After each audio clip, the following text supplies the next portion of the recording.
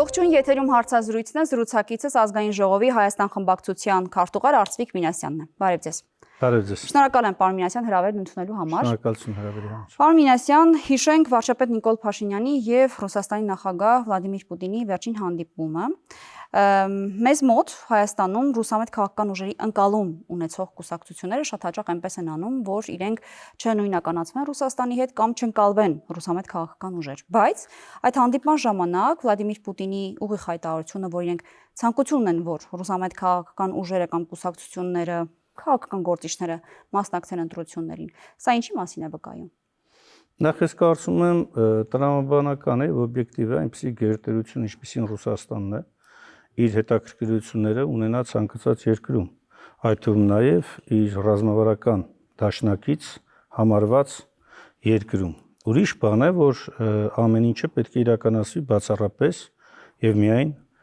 Հայաստանի Հանրապետության Սահմանադրության եւ օրենքներին համապատասխան։ Իսկ դա ունի իր կանոնը եւ այդ կանոնի ներքո որևէ արտաքին միջամտություն բնականաբար պետք է բացառվի։ Եվ դա վերաբերում է թե Ռուսաստանին, դա պետք է վերաբերի թե Եվրոմիությանը, թե Ամերիկայի Միացյալ Նահանգներին, առավել եւս Թուրքիային ու Ադրբեջանին։ Դուք սա չեք գնահատում մեր ներքին գործերին խառնվելու ցանկություն, քայլ։ Ոչ, եթե դա լիներ այնպիսի գործողություն, որը որ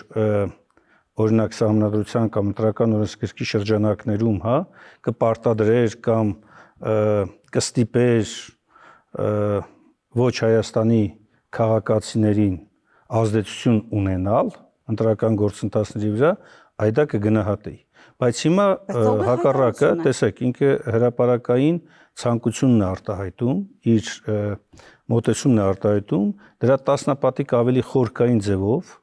Եվրոմիությունն է ասել։ Եվրոմիությունը իր բարձրագույն պաշտոնատար անձանց կողմից, բայց երբևէ այդպիսի հարց չառաջացավ, չէ՞։ Եվրոմիությունը ինչ գործ ունի Հայաստանի ներքին քաղաքական կյանքի հետ, ընտրությունների հետ, հələ մի հատ էլ հայտարարում է հիբրիդային հակադրությունների թե պատերազմի դեմ պայքարի շրջանակներում։ Այդ հիբրիդայինի մեջ մտնում են բոլոր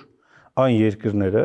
որոնք ուզում են ուղղակիորեն ազդեցություն ունենալ ընտրությունների վրա։ Պարոն Մինասյան, սա փաստացի կողմ չէ, կողմ դիրքավորում չէ ռուսամետ ուժերին, սա ներքին ընտրական գործընթացներին խառնվելու փորձ չէ, անգամ եթե ձեր ասած այդ Ռուսաստանն է գերտերությունը։ Եթե դուք ասում եք կողմ, ուրեմն պետք է ասեք, թե մյուս կողմը որն է։ Մյուս կողմը ով է ներկայացնում։ Եթե մյուս կողմը դուք նկատում եք օրինակ արևմուտք եւ արևմուտքին հանդուրժում եք համանման վարկագծի դրսևորումը,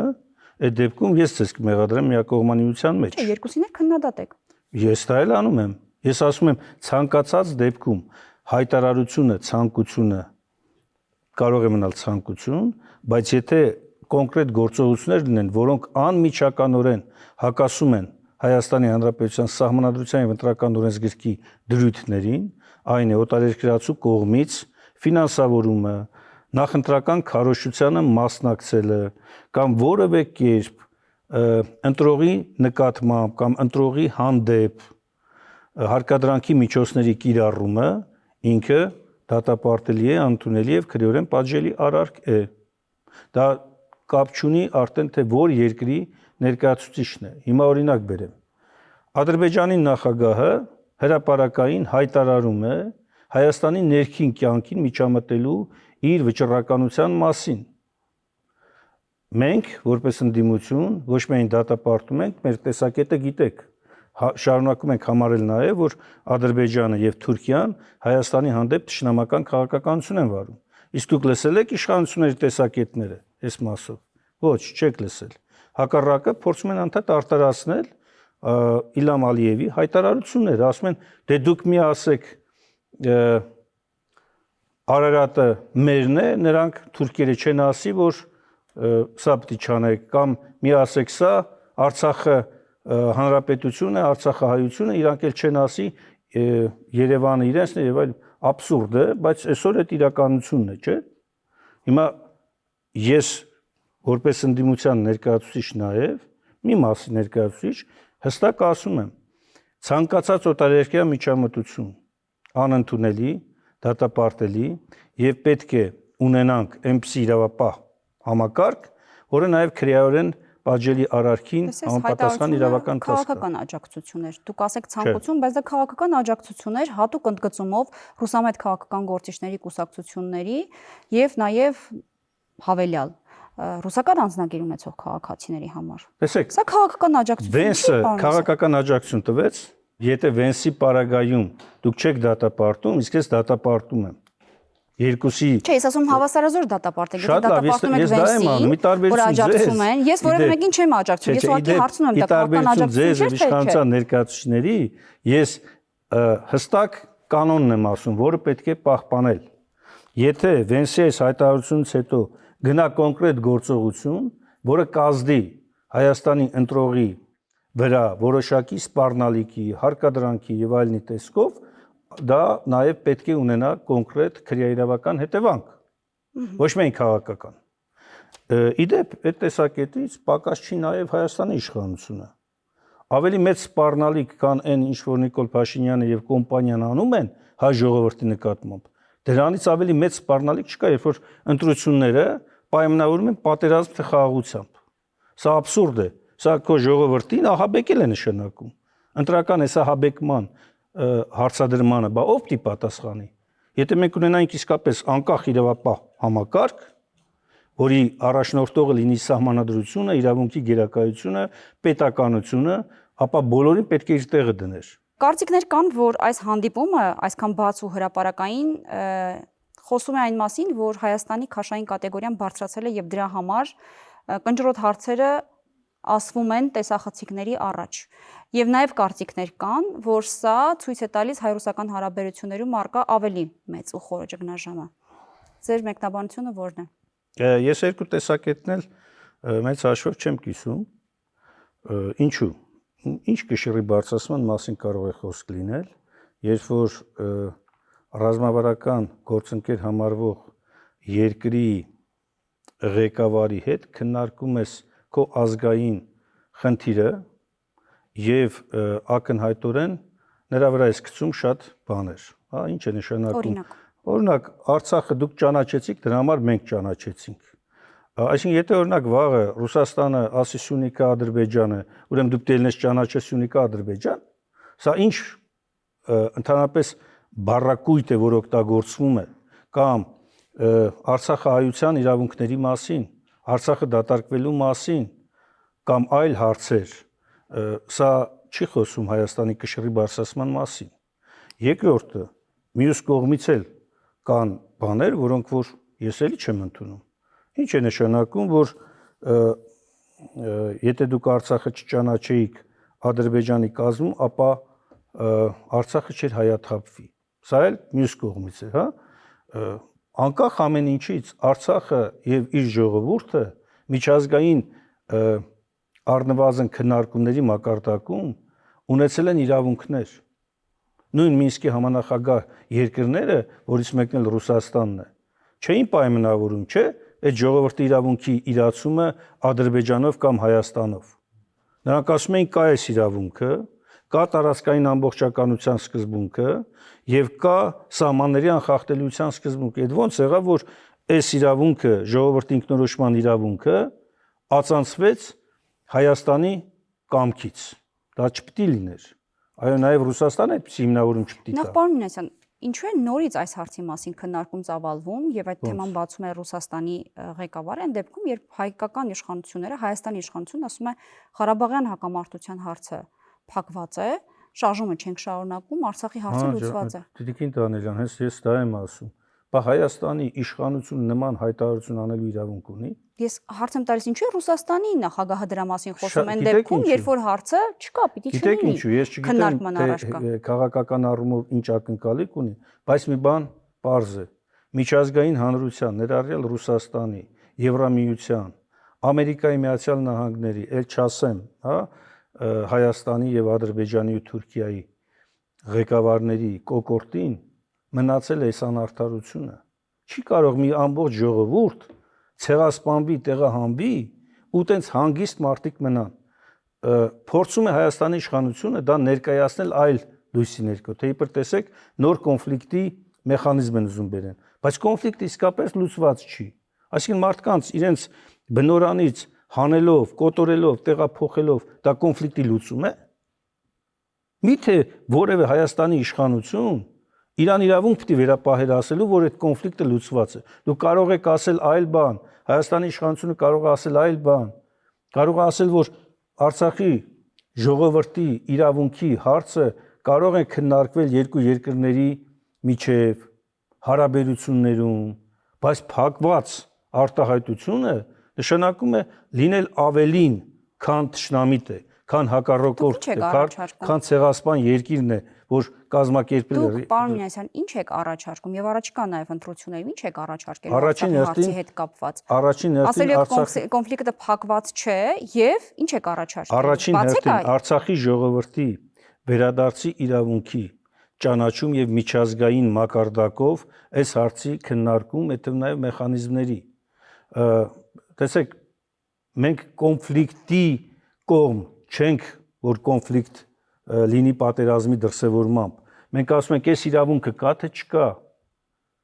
Կա արդյոք Արցախի ժողովրդի իր բնորանում ապրելու մարդկային բնական իրավունքը։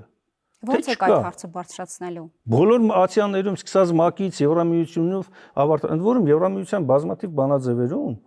այս իրավունքը ճանաչված է։ Խնդիրը հետևյալն է, դու ինչ ես։ Դա այն վերանայումն է, որի մասին խոսում են դիմությունը, խաղաղության, փաստաթղթերի, քաղաքականությունը։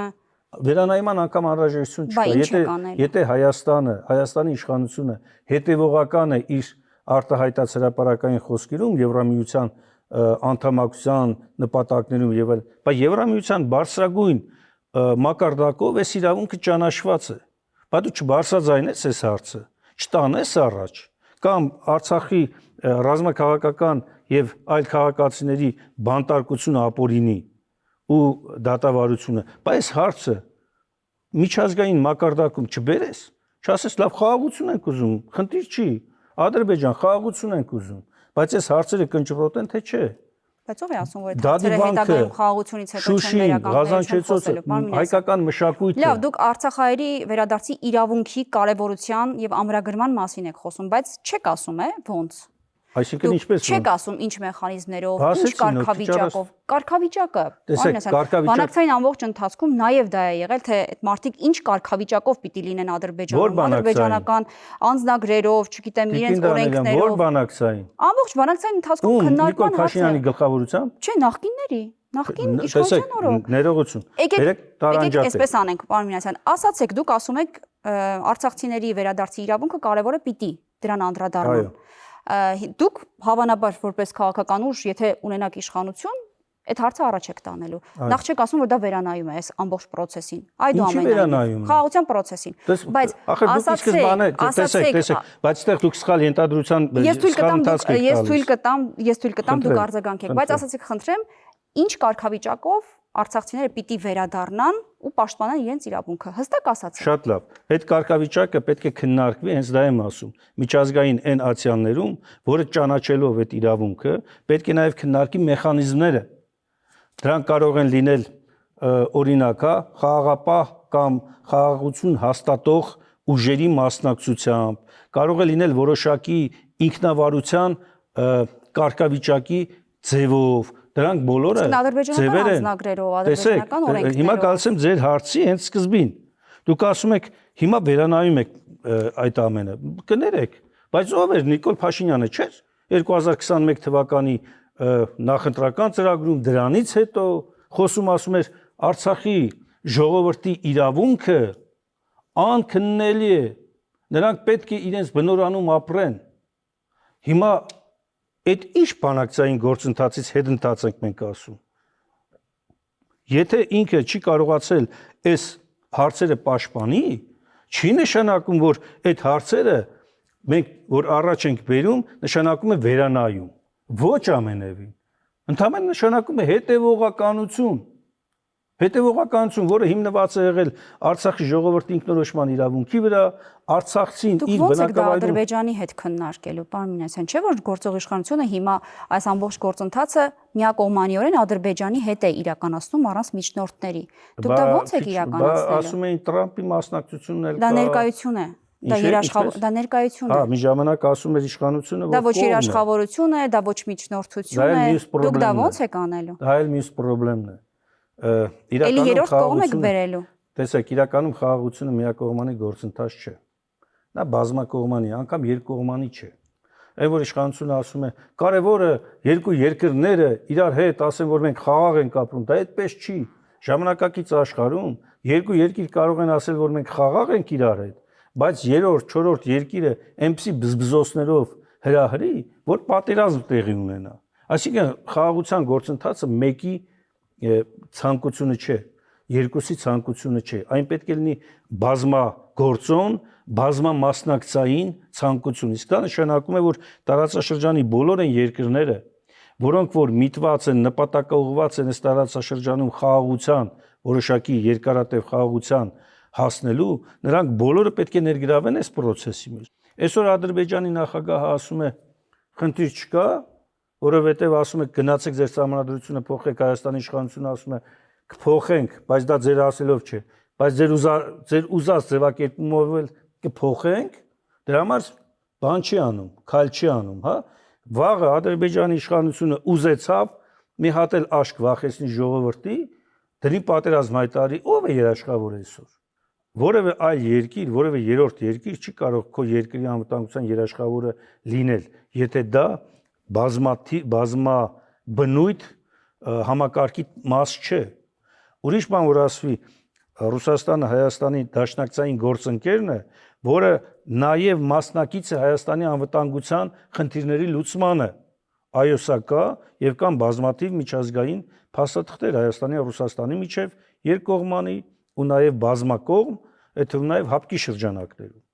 Հիմա մյուս հարցն էլ դա է, երբ որ դու որպես պետություն հրաժարվում ես այս ամեն ինչից, ուրեմն դու պետք է նաև կարողանաս ի վիճակի լինել գնահատել դրա գինը եւ երկրորդ դրան համարժեք փոփոխությունը, որն է։ Մենք այսօր ունենք համարժեք փոփոխություն, չունենք, բացի բարի ցանկություններից։ Իշխանությունը ուզում է հապկին փոփոխություն անել եւ գտնել այլընտրանք հապկին։ Հակառակ դեպքում ինչ է նշանակում։ Խնդիրներն է բարձրացնում։ Չէ, ինչ է նշանակում, սառեցնում ենք անդամակցությունը, չենք մասնակցում ոչ մի բանի։ Եթե դու եւ պրակտիկորեն Նիկոլ Փաշինյանը ասում է, փաստացի դատարեցված է։ Դա ասում է թե Նիկոլ Փաշինյանը, թե այլ Բարսաշեն պաշտոնատար անձինք ասում են դրա մասին։ Սա նշանակում է դու այս անվտանգության համակարգը այլևս չունես։ Չի աշխատել այդ անվտանգության համակարգը հիմա հարց ժամանակին։ Հարց։ Իսկ դու ինչ ես անում հիմա, որ սա աշխատի։ Խռովելով նստում ես մի կողմ, մեկ տարբերակ, երկրորդ բզբզում ես, որպես այս համակարգը աշխատի, եւ երրորդ ասում ես շատ լավ։ Ես ընտրում եմ այլ համակարգ։ Հիմա Հայաստանը սրանցից ո՞րն է անում։ Դուք ունեք պատասխան։ Հայաստանը քաշվել է մի անկյուն, նկատում եմ իշխանություններին, խռովկանի կեսվածքով անդադ հակադարձում է հապկին, մյուս կողմից այնտեղ ինչ որ բանակցություններ ուզում վարի նոր համակարգ ստեղծելու շուրջ, բայց ոչ հասարակությունն է տեղյակ դրանից, ոչ քաղաքական ուժերն են տեղյակ, որևէ մեկը տեղյակ չէ։ Եվ ես գալիս եմ այն հաստատական պնդման, որ այս ամեն ինչը արվում է մեկ բանի համար, որպեսզի գործող իշխանությունը ամրապնդի իր դիրքերը եւ վերարտադրվի, որովհետեւ իրենք հասկանում են, որ ավելի ճիշտ ոչ թե հասկանում են, իրենք պատկերացնում են, որ եթե իրանք իշխանություն չունենան, վերջ, ամեն ինչ ավարտվում է։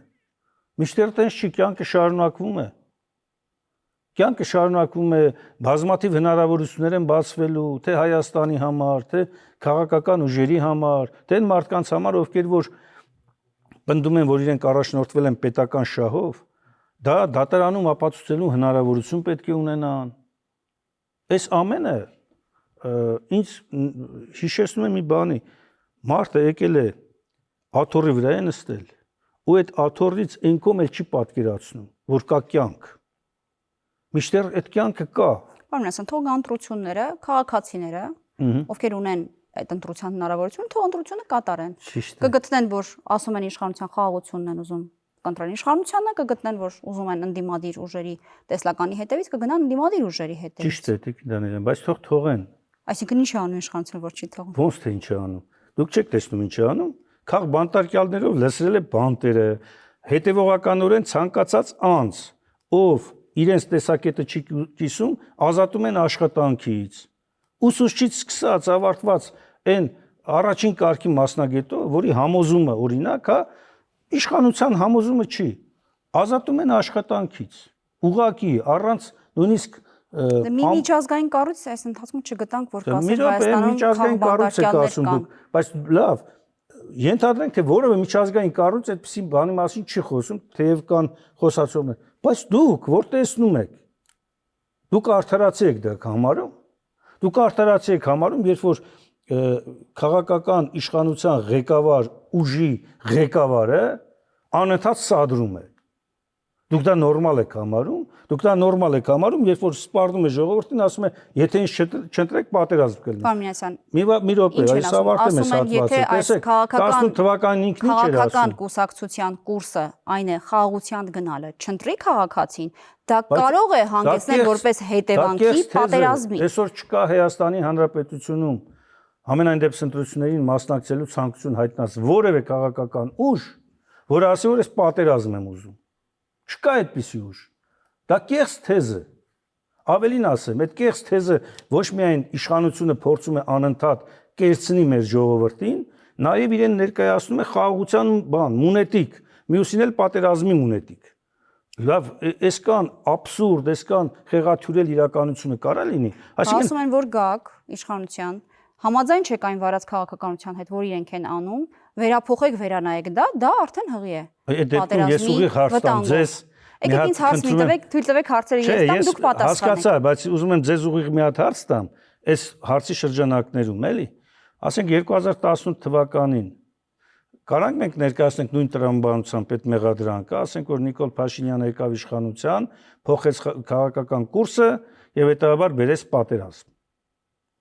Ու եթե դա ճշմարիտ թեզ է, երկու պարագայում էլ ուրեմն ճշմարիտ չէ պիտի լինի։ Բայց մենք ունենք փաստ։ 2018 թվականի ցեսկում Նիկոլ Փաշինյանը եւ ՔՊ-ն բերել է 3 պատերազմ, 3 կործանարար պատերազմ։